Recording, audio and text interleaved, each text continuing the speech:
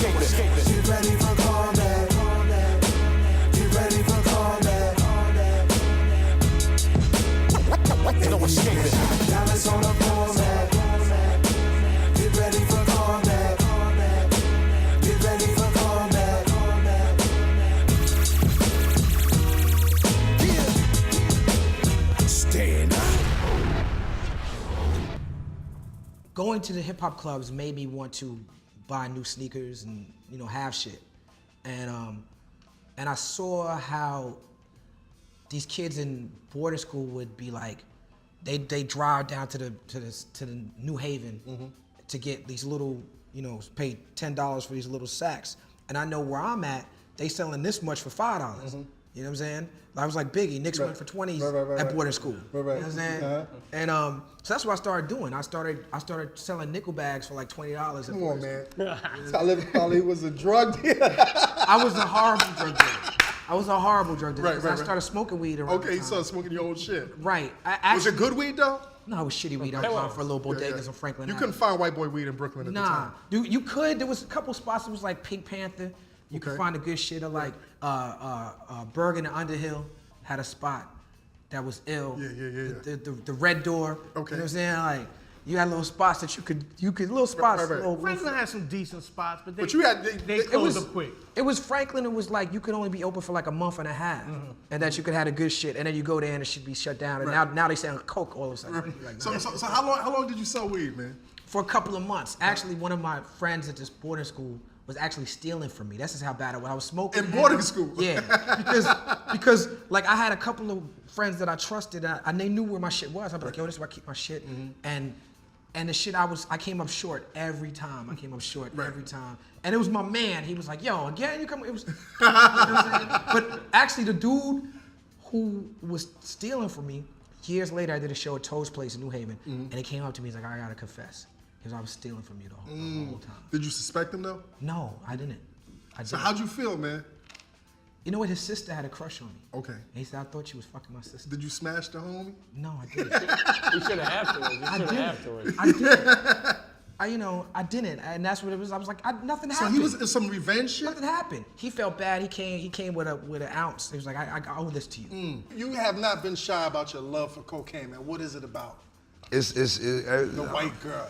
It's just it just make you feel good and just in the moment. You know what I'm saying? I live for the moment. You know what I'm saying? At that time, I just living for the moment. You out here, you just, you know what I mean? You riding around, you trying to get you a little money, man, and it's a little pick me up. You know what I'm saying?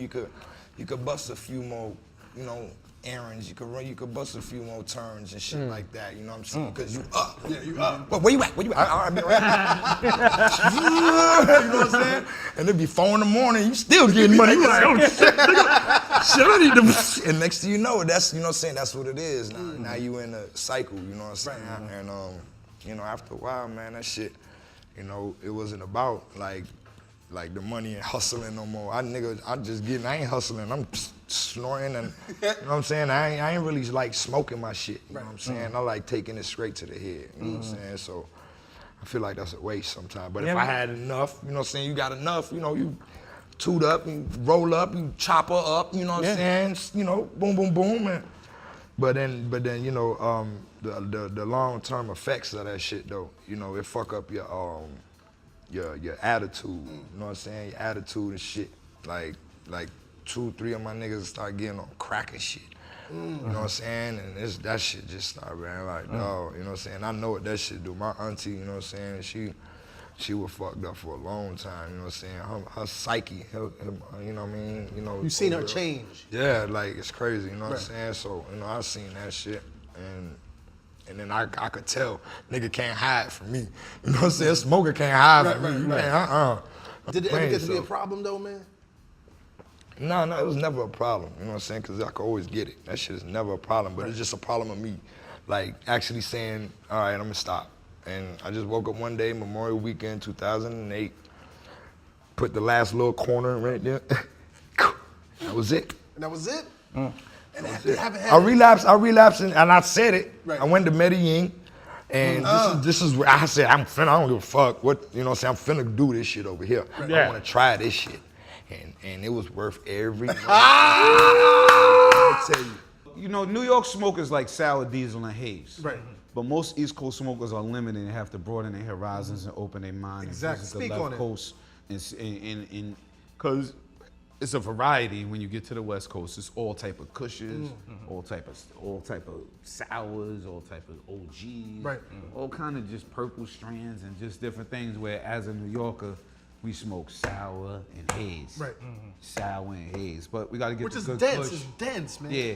So me, I like cookies. I like kush. I like sour. I like haze. And I'm a kind of old school smoker. I like Jack Herrera to bring the high, bring them other highs down or mellow it out. Is Like, you know Lamb's what I'm bread saying? still around? Oh shit! He just took it fucking back.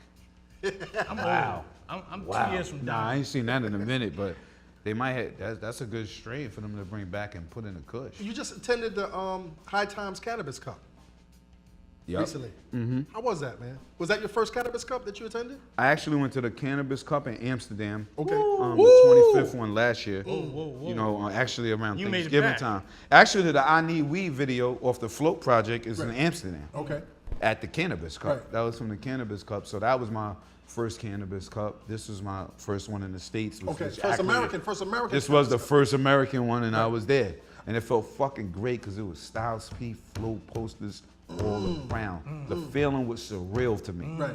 Because as a pothead and a hip hop head, like, you know, I really felt just in a good place at that particular moment. Like, because it's, I personally think, like, yo, straight up simply fucking alcohol is legal, man. And cigarettes is legal. And these are things that and are these are things that obviously kill you and have bad killed for your people health, and right. have body people. Like, weed brings, you know, you get some goofy people. You do get some lazy people. Right. You do get people that's spaced out, but mostly you get innovative people. You get thinkers. You get builders. Right. Get ready for combat. No escaping. Get ready for